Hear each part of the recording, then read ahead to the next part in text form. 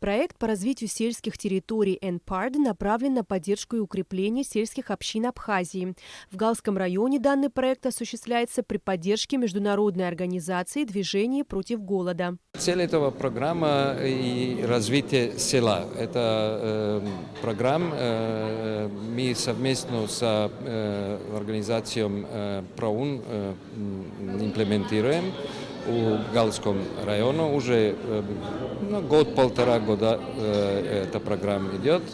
В общем, цель этого программы, чтобы создали местные инициативные группы, которые будут решать, какие программы нуждаются в этом районе.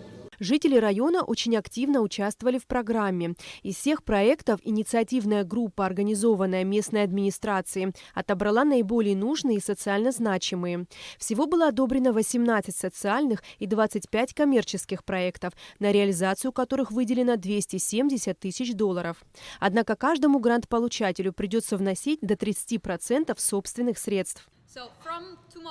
Уже на самом деле с завтрашнего дня при поддержке движения против голода мы начнем процесс поддержки грантополучателей. И они будут не одни в этом деле. Мы также со своей стороны предоставим поддержку не только в обеспечении оборудования, но и в технической поддержке.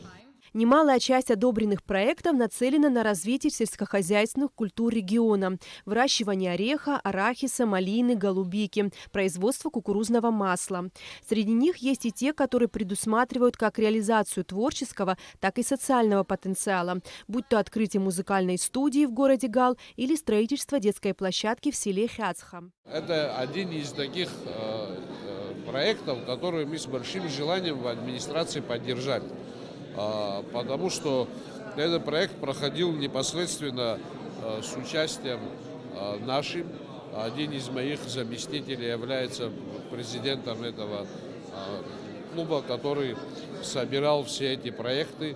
Мы контролировали этот процесс. Программа ЕС и ПРООН по развитию сельских территорий в Абхазии стартовала в 2017 году и продлится до 2021 года. Эсма Голанзе, Дэвид Анкваб, Абхазское телевидение.